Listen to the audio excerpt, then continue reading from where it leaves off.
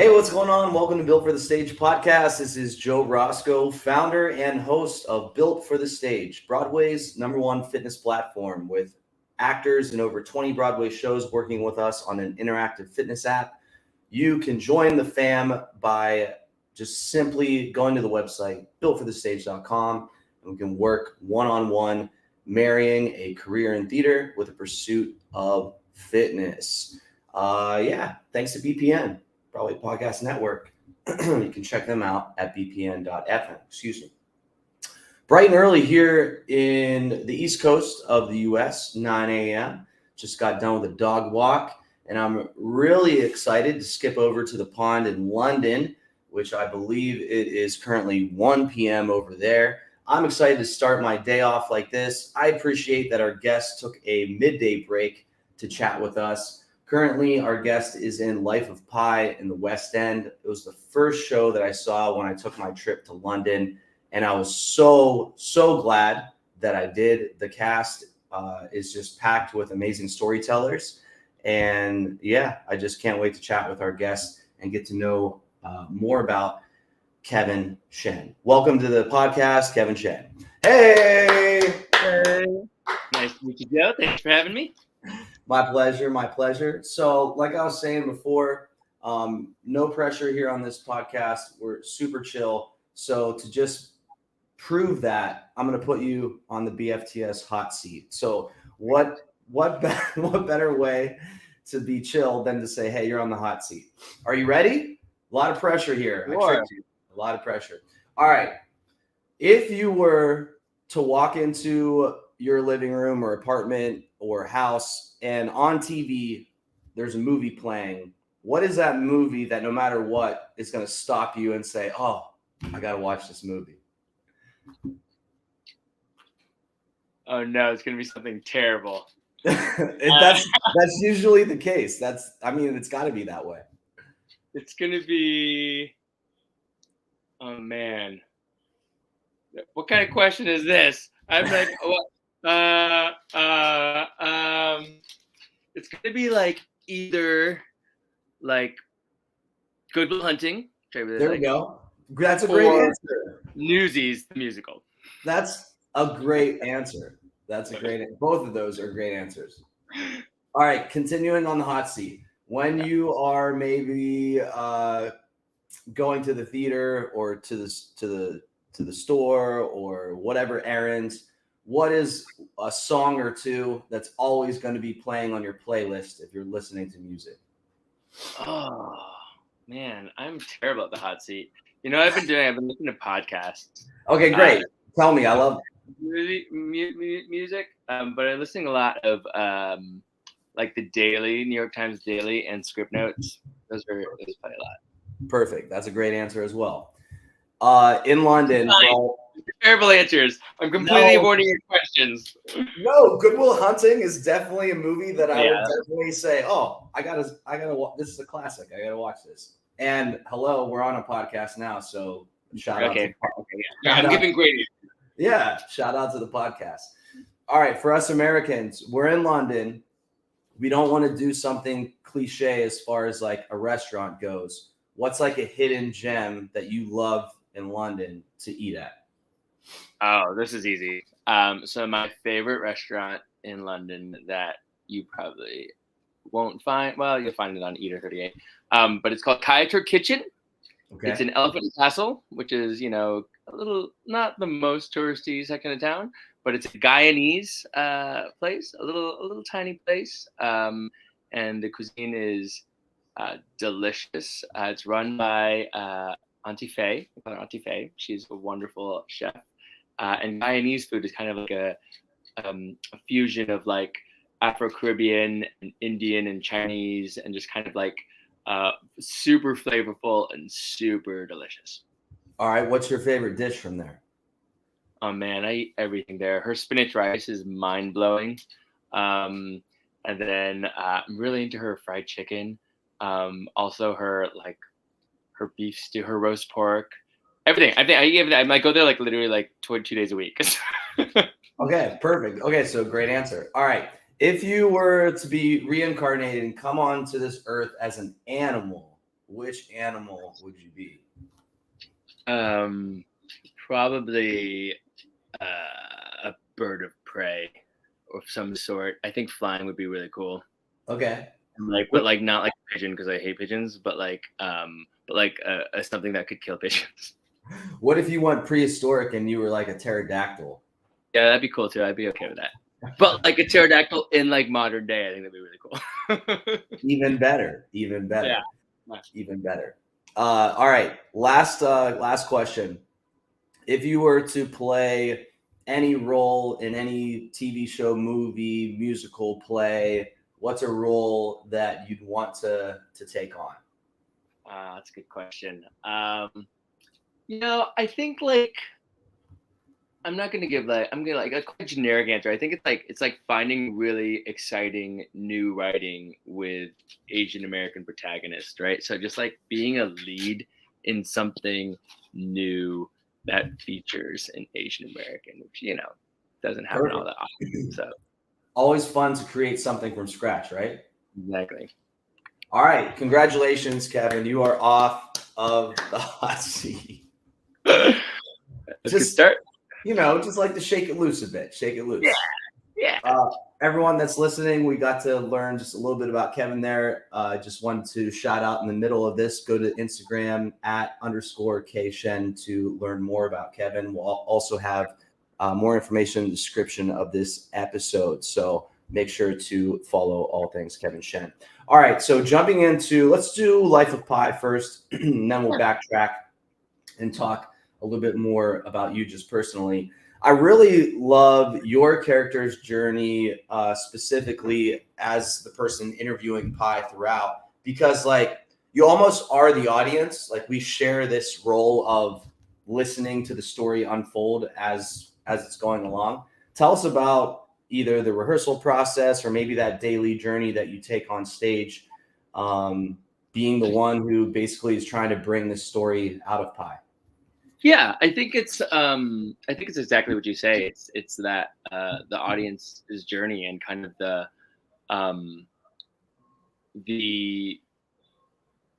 I guess struggle of believing or being moved by what Pai's saying, and it's exciting. I think every night you find different things in terms of like especially in, I'm not any spoilers, but in the last scenes, like the reasons behind telling the story and kind of how he or I interpret it.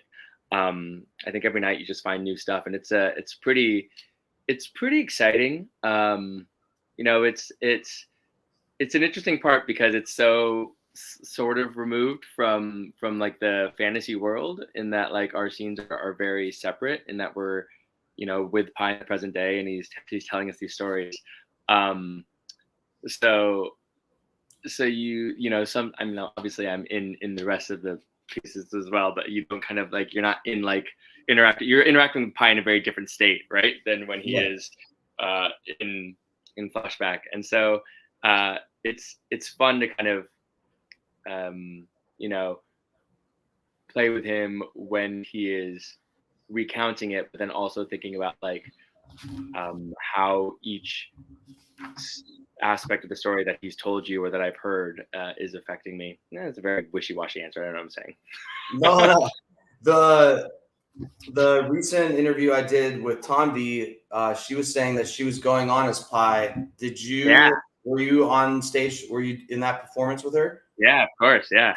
Okay, so I saw a new one when I was there. Tell us just about that, like different energy, because Pi is a very like, they go on a journey, this character, for sure, ups and downs. What was that like to have Tanvi up there with you? It's great. Like so we have Tanvi, and then Nuwan is the kind of the most regular Pi, and then Chirag is the alternate Pi as well. And so he does 2 shows a week, and so basically there's always a different energy Pi. And with Tanvi, it was really fun because I hadn't done scenes with Tanvi since rehearsals, right? And so just like kind of seeing the way she interprets things, obviously the gender dynamic is also different, like how it's one thing to speak harshly at a a boy who's yelling back at you versus a kind of a bouncy girl who has a bit more playfulness to her. And so it's like you have to adjust to what works in the room, and the blocking changes because they all do what they want. So it's fun. It brings some new life, and I think she did a great job as Pi, and it was really exciting keeping her on our toes. And just technically, like, it was kind of like obviously the script changes because she's a girl, and every time we refer to Mr. Patel, we now refer to Miss Patel, which was more stressful going in than I thought it was going to be. It was actually pretty easy. Once you're on stage, you're like, oh yeah, I'm talking to a girl. I'm not going to call her Mr. It's fine. Right. Yeah. Going through your resume here, your bio within, if you're watching on YouTube, I have my scripts here. Just gave a plug to Five Guys over there too. Hey, Five Guys. Going through your list of shows and TV shows and film, how has this show been different than anything else that you've done? If it has been, what was a couple of highlights in this show? This show is very much a kind of spectacle that is super crowd pleasing. And I mean, not to say that all the other things weren't, but like I think there's so much in terms of like the like puppeteering and the physicality and the kind of I think physicality and like the ensemble. We spent a lot of time doing kind of like puppetry work and like kind of and we warm up together like quite aggressively every day before the show. So I think that is it's brought the cast together in a nice way and brought like kind of this awareness of when you're on stage and kind of the and I'm trying to be like, well, I guess we have that in other shows too, but I think what's special about this one is that it is at such a mass scale, and there's so much like kind of moving parts, and in some points, because obviously we came in as like the replacement cast, and like a lot of the tech was already in place, and a lot of it coming into rehearsals was like some of it we're acting, and some of it is just really choreographed because you can't die. Right? It's like you have to move here so you don't fall into a hole or something doesn't crush you, right? I think having that kind of like mass kind of like physical and spectacle with all these people is pretty special and pretty different. The storm scene, the storm scene is wild. When the storm hits and everything that's going on with everyone in the cast. I'm trying to retrace in my memory here. Did you do some of the debris, or tell me about what some of the puppeteering you had to do? So I do not that much puppeteering. I do a few in the zoo in the beginning. I do some butterflies and some fences. I move fences around. And then I'm the captain in the ship scene, and so I'm running around. I do the boat that comes through, and then I do some fish. I do the fish ballet. So it's interesting because I obviously I come in so kind of regularly throughout, and so I have some very fast changes. I was gonna say, how was that in the rehearsal process of like my main role is, tell me, it's Mr. Okamoto. My main role is to really hit this home and knock this out of the park, but at the same time I'm having to worry about shuffling all this other stuff with the quick changes and being on for this scene. Was that difficult at first, like finding your center each time you revisited the stage as Dr. Okamoto? I feel like it's all right. I'll take the promotion. Yeah, we just gave your character a new certificate. Yeah. I never really have a hard time kind of finding him back. I think like when you're back in that scene, back in the hospital scenes, it hasn't been so bad. Coming every now and then, I think in the beginning where you were like, I know that my clothes are not on completely. I know that my fly's down. Yeah. And you're like, do I discreetly zip up my fly in the scene? So things like that, kind of get just in your head a little bit. But I think you find that focus, and kind of like what that character, and you there are always distractions that you work around, or you just kind of push through. It's the theater, it's Yeah. fine.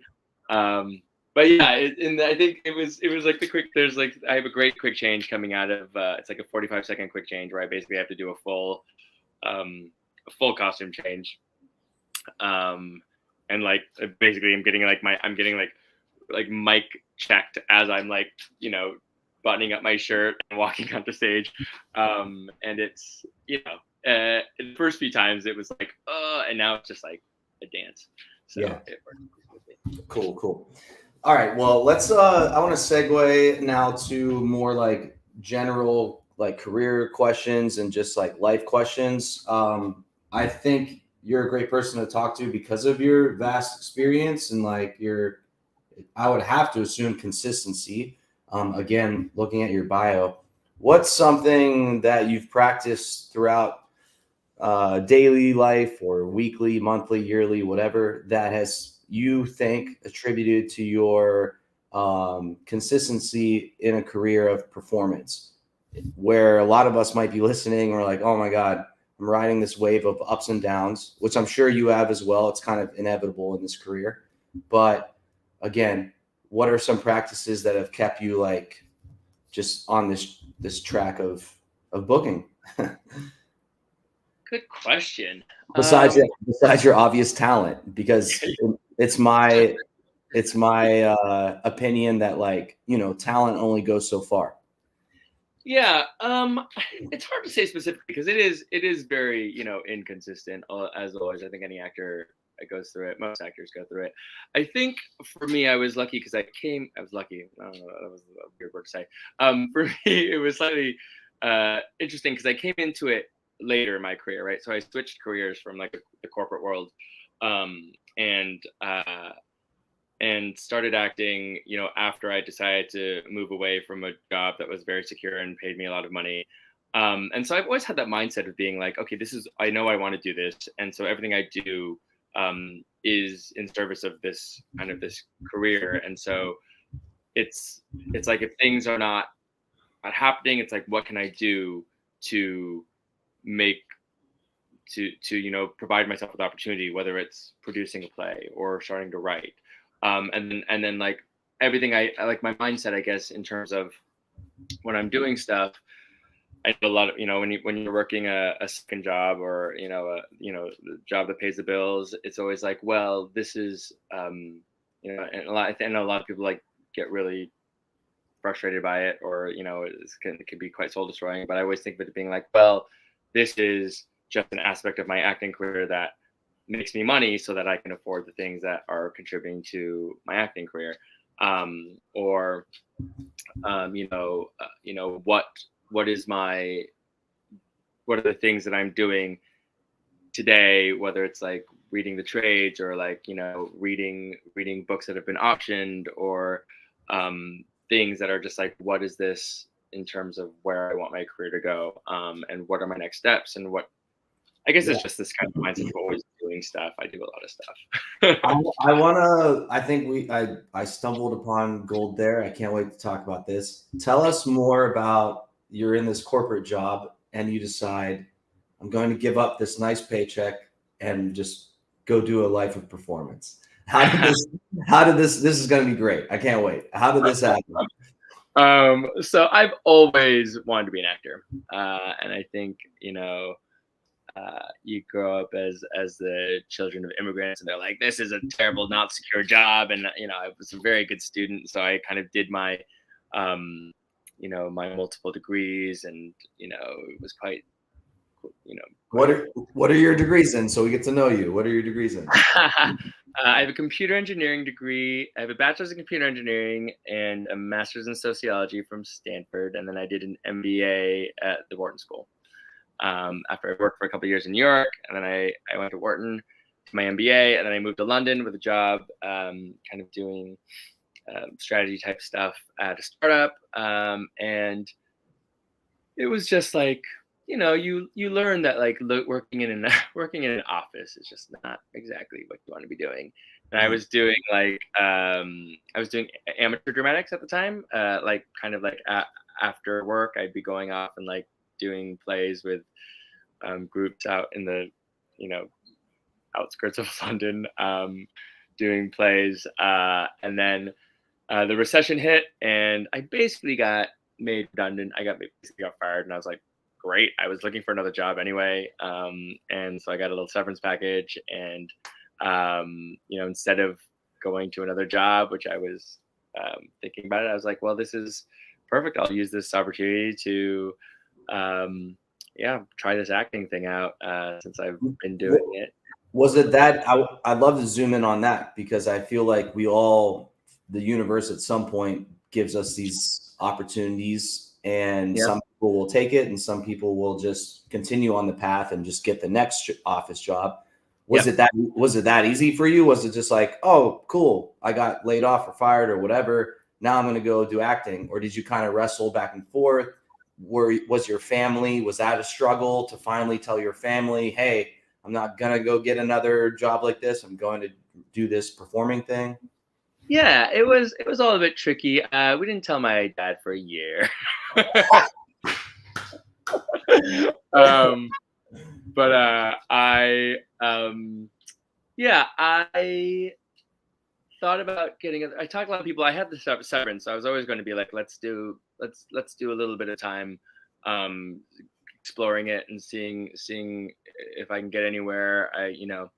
Met a lot of people, kind of like started making the inroads, and then I found a kind of a job, basically teaching the GMAT, which is the business school entrance exam, which is very flexible and very lucrative. And so at that point, it was like, well, this can sustain me, and I don't really need to go back into an office job. And so I was pretty lucky to find something that was super flexible and could support me while I was figuring out this acting career.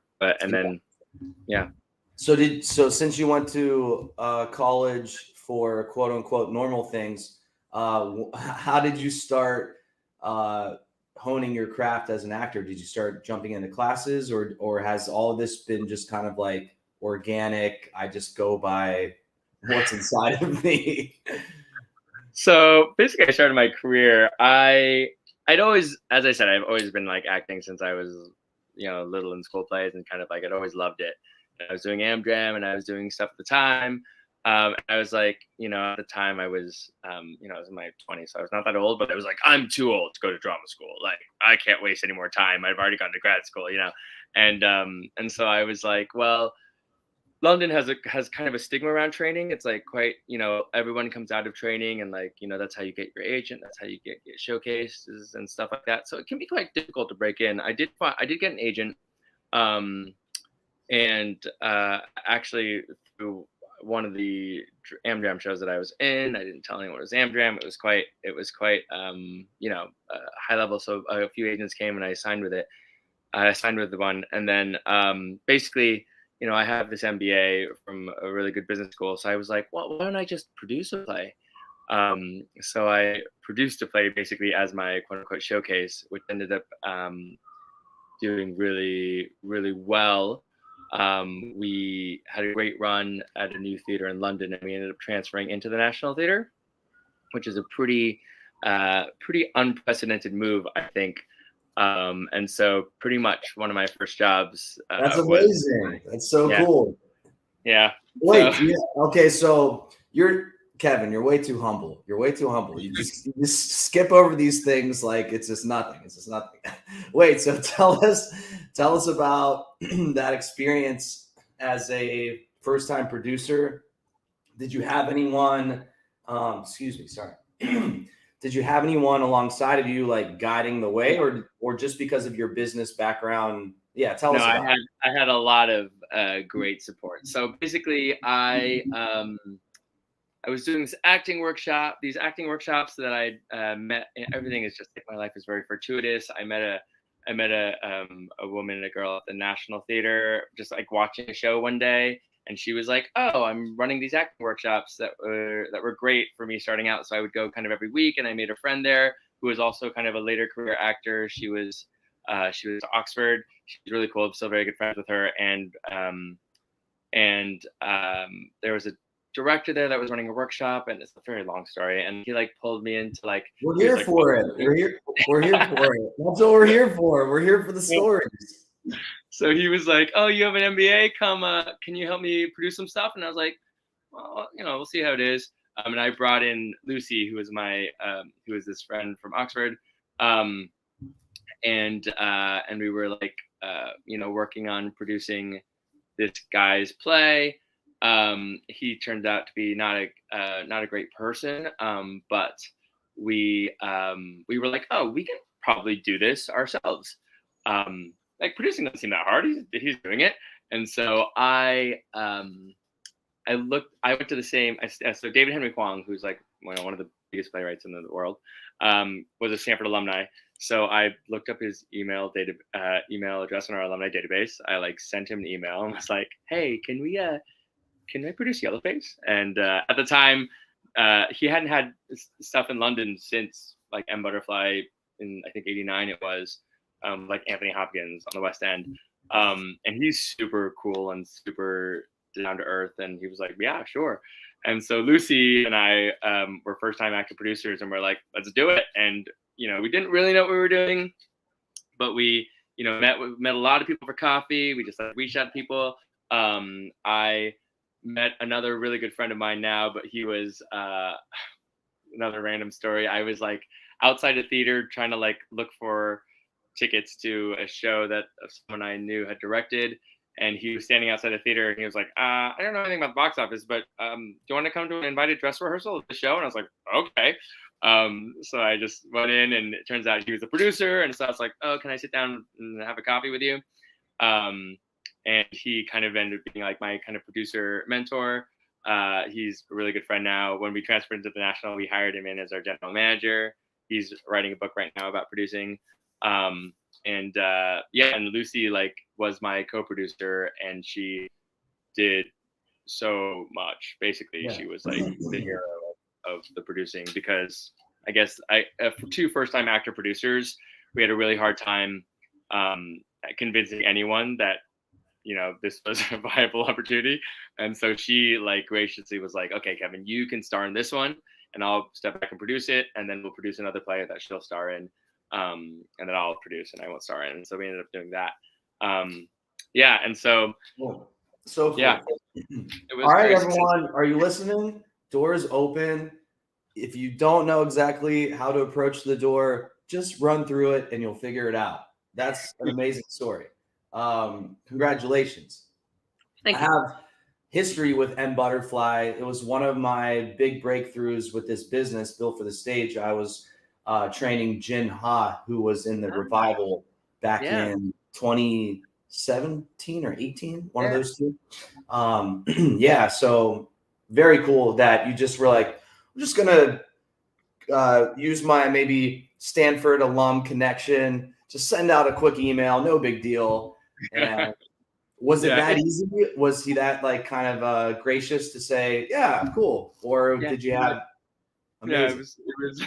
He was like, I had met him very briefly at like a reunion event years ago, but he was like, yeah, totally, super supportive and be like, yeah, go for it.